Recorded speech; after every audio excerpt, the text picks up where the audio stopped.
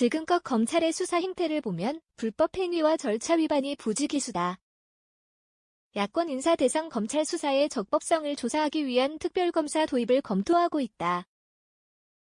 더불어민주당 박찬대 원내대표는 7일 동아일보와의 인터뷰에서 이화영 전 경기도 평화부지사가 주장하는 검찰청 술자리 회의 의혹과 검찰의 조국혁신당 조국 대표 수사 과정 등을 비롯해 한동훈 전 국민의힘 비상대책위원장 자녀 입시 비리 의혹에 대한 특별검사법을 시사하며 22대 국회에서 특검 정국을 예고하고 나섰다.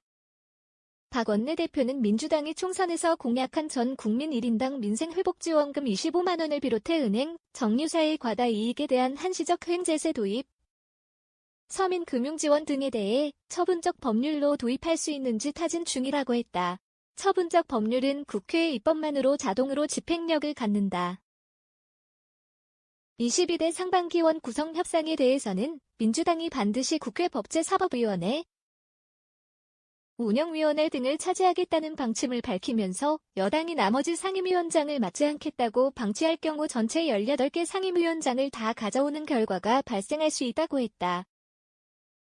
박 원내대표는 이재명 대표의 대선 후보 시절 캠프 수석대변인을 지냈고 최근까지 최고위원직을 맡았던 대표적 친명, 진짜 친명, 인사다. 검찰의 이화영 전 부지사 술판 회유 의혹, 조국 대표의 딸 조민 씨 수사 과정, 한동훈 전 비대위원장 자녀 입시 비리 의혹 등은 22대 국회 특검 대상인가. 이 전 부지사의 경우엔 진술이 괘씸죄만 더 만들 뿐이지 형량 감소에 어떤 도움이 되겠나. 용기를 냈던 건 양심의 소리일 가능성이 상당히 높다. 조국 대표에 대한 검찰 수사 의혹 역시 검사가 불법 행위를 했거나 범죄에 관련돼 있다고 하면 예외 없이 분명하게 공정과 상식 차원에서 민주당은 대응할 것이다. 한동훈 특검법 역시 당론이 결정된 건 없지만 당내에 동의할 분들이 많을 거라고 예상된다. 25만 원 민생회복지원금 지원이나 횡재세 도입, 신용대사면을 위해 처분적 법률을 활용할 가능성은 당 정책위원회에서 처분적 법률로 할 수 있지 않겠냐는 가능성을 아마 타진한 것으로 보인다. 제일 좋은 방법은 협의를 통해서 추가 경정 예산안을 하는 것이지만 윤석열 정부가 아무것도 안 한다고 하면 입법부로서 처분적 법률의 효과를 통해할 수 있는지도 당연히 검토해야 하는 게 아닌가.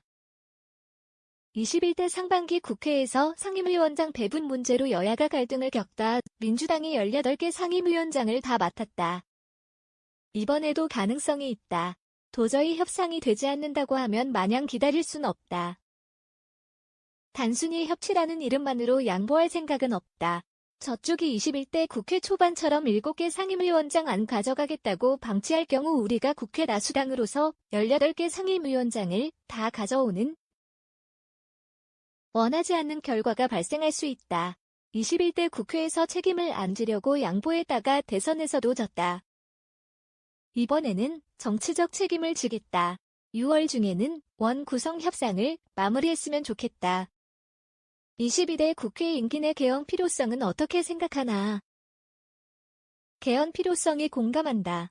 4년 중임제라든지 5.18 정신을 헌법 전문에 싣는 것이라든지 이제는 7공화국이 만들어질 때가 되지 않았나 생각하고 있다.